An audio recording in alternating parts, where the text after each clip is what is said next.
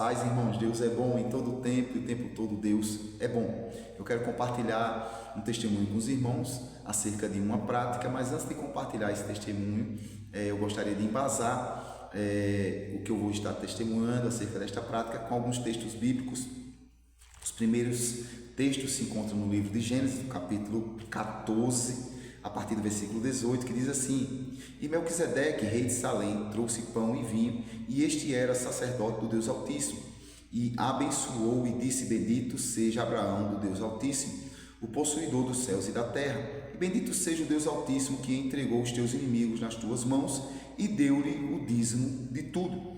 Ainda continuando nesta linha, vamos até o livro de Hebreus, no capítulo 7, a partir do versículo 1, onde a Bíblia diz assim: Porque este Melquisedeque, que era rei de Salém e sacerdote do Deus Altíssimo, e que saiu ao encontro de Abraão, quando ele regressava da matança dos reis, e o abençoou, a quem também Abraão deu o dízimo de tudo. E primeiramente, por interpretação, rei de justiça, e depois rei de Salém, que é rei de paz. Sem pai, sem mãe, sem genealogia, não tendo princípio de dias, nem fim de vida, mas sendo feito semelhante ao Filho do Deus Altíssimo, permanece sacerdote para sempre. Considerai, pois, quão grande era este a quem até o patriarca Abraão deu o dízimo dos despojos. E os que dentre os filhos de Levi recebem o sacerdócio, têm a ordem segundo a lei de tomar o dízimo do povo, isto é, de seus irmãos, e ainda que tenha descendido de Abraão. Mas aquele cuja genealogia não é contada entre eles, tomou o dízimo de Abraão e abençoou o que tinha as promessas. Ora, sem contradição alguma, o menor é abençoado pelo maior. E aqui certamente toma dízimo homens que morrem, ali, porém, aquele de quem se testifica que vive. Amém? Aleluia! Irmão, talvez você, como eu, tenha andado confuso acerca desta prática de dizimar. Eu também andei por muito tempo confuso. Assim que eu me converti, eu comecei a dizimar sem nenhuma instrução, sem nenhuma imposição. Eu passei a dizimar, mas ao passar do tempo, muita confusão foi entrando. Eu passei a ficar confuso acerca desta prática, se ela fazia parte da nova aliança, se não fazia, se tinha acabado com a velha aliança, se não tinha, e isso ficou muito confuso na minha cabeça, e isso me impediu de continuar praticando. É óbvio, né? Não havia fé, havia confusão, havia dúvida.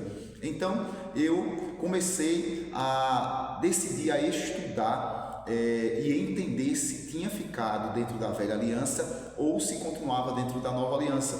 E ao passar do tempo, nós começamos a praticar a meditação na palavra, a assimilação na palavra, o jejum e a oração em línguas. E isso foi trazendo revelação pouco a pouco e foi nos colocando de volta dentro do entendimento de forma perfeita. Também a cooperação de homens que são levantados para fornecer verdades para o corpo, né?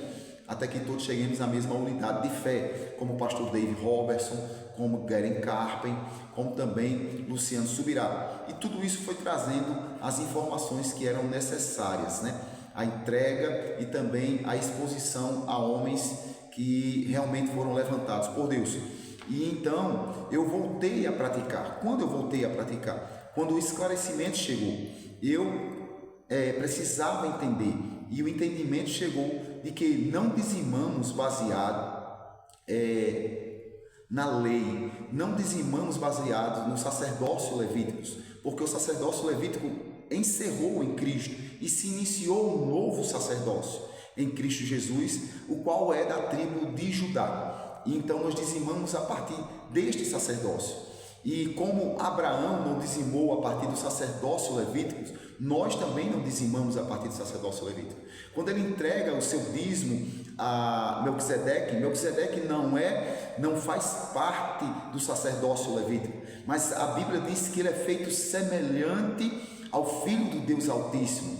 Ou seja, Abraão está entregando o dízimo a alguém que já carrega um sacerdócio semelhante ao de Cristo. Aí diz ali, falando de Levi, eles entregam o dízimo a homens que morrem. Aí diz, mas aqui, aquele que se testifica que vive, ou seja, ao próprio Jesus Cristo, que rompe esse entendimento de que nós praticamos o dízimo segundo a lei e não segundo a lei da liberdade, né?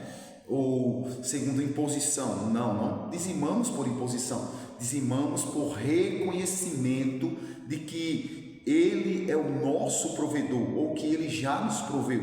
Olha para Abraão, diferentemente de Malaquias. Malaquias ele está dizendo que deve levar o dízimo à casa do tesouro, para que assim abra a janela do céu e assim venha uma maior abastança. Abraão não está dizimando para ter, Abraão está dizimando porque tem uma abastança. Ele vem de uma guerra e de uma vitória com os reis, e ele está dizimando a partir dos despojos de uma vitória que Deus deu para ele, né? Que Deus estabeleceu na vida dele. E Melquisedeque enfatiza isso e diz o texto bíblico de Gênesis capítulo 14: e deu-lhe o dízimo de tudo. Aleluia! Quando o esclarecimento chegou, e há muito mais sobre isso, mas para não prolongar, eu comecei a dizimar. E dizimei na vida do pastor Adriano por algum tempo. Nós se afastamos e eu fiquei sem autoridade para dizimar. Fiquei procurando autoridade, não reconhecia. De repente me deparei com o pastor Léo, e passou um bom tempo e eu passei a entender que eu deveria caminhar com o pastor Léo. Conversei com ele e nós se conectamos. E um dia, ele conversando sobre isso, ele me perguntou por que eu não dizimava. Eu falei para ele por que eu não dizimava. E ele disse assim: e agora, o que te falta? Eu disse: nada. Então, eu reconheci a autoridade e passei a dizimar. É claro que toda prática, irmão, precisa de perseverança para os resultados. É óbvio, não é? Não adianta entrar no jejum de 1 hora por ano e achar que terá grandes resultados. Eu sempre digo que nós vamos construir uma casa e colocar um tijolo por ano e achar que terá resultado. Na verdade, nós vamos acabar desmotivados. Precisamos da perseverança, da fidelidade, da permanência naquela prática para que venham os resultados. E eu comecei a dizimar. E ali fui dizimando, praticando, perseverando. Houve uma oposição, acredito que maligna, porque a Bíblia diz que quando você recebe a palavra, o diabo vem para roubar, não é? Mateus capítulo 13. E eu recebi a palavra e comecei a praticar, e é claro que os resultados viriam. E os primeiros resultados que vieram foram, né? Primeiramente, revelação da palavra. Eu já tinha muito entendimento acerca dessa prática, que começou a chegar após a prática da meditação, da assimilação, do jejum e da oração em línguas, também pelas verdades fornecidas por homens que foram constituídos para fornecer verdade, mas começou a jorrar revelação além daquilo que eu compreendia quando eu entrei na prática e perseverei. E depois, outra coisa começou a acontecer. Eu comecei a sentir a autoridade para falar sobre este assunto. Eu comecei a sentir autoridade da mesma forma que eu sinto autoridade para expulsar um demônio. Eu até brinco com os irmãos: quando tem uma pessoa endemoniada, eu vou me divertir. Aleluia. É algo, irmão, que eu senti, comecei a sentir a autoridade para transmitir esta prática, a ensinar esta verdade. E a outra coisa que começou a acontecer foi as manifestações de provisão que não tinha a ver com o meu suor, que não tinha a ver com a força do meu braço, mas sim, automaticamente eu conectava que isso tinha a ver com esta prática. Uma das coisas que aconteceu, eu visitava uma denominação para ministrar há vários anos, eu acredito que 2 ou 3 anos, mais ou menos, e eles sempre me davam uma oferta, né? Uma oferta generosa, glória a Deus por isso.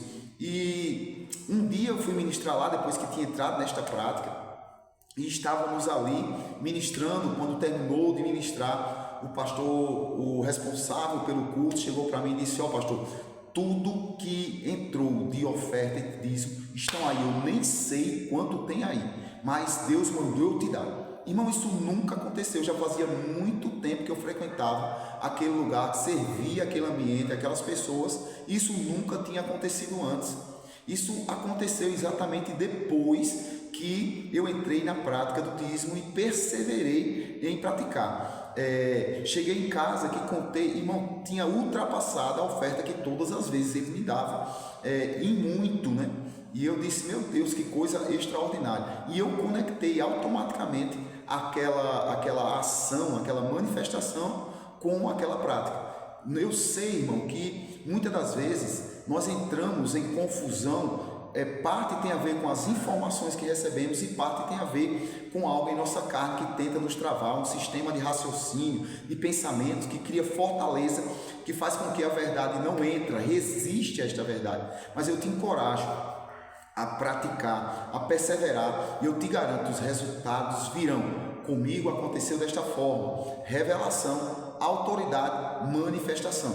E eu sei que isso vai acontecer com você também, se você decidir praticar. Quem quer te resistir para que você não tenha os resultados é o diabo, mas ele não pode decidir por você. Você tem a capacidade de decidir e ainda tem auxílio do Espírito Santo, que vai te ajudar até os resultados, assim como ele me ajudou. E eu perseverei em um tempo que era impossível perseverar. Muitas coisas vieram para que eu não continuasse na prática, mas eu disse, como bom nordestino aqui, o sangue dá na canela, mas eu não vou abrir, eu vou praticar, eu vou perseverar e eu vou ver resultado. E eu sei que você também verá resultados. Eu te falei um testemunho, há muitos outros que aconteceram, mas eu te garanto, a prática trará os resultados. Que Deus te abençoe e que a graça do Senhor se multiplique sobre a sua vida dentro de um ambiente de comunhão com o maravilhoso Espírito Santo. Amém? Um abraço, uma noite abençoada, um dia abençoado, uma tarde abençoada para você, em nome de Jesus.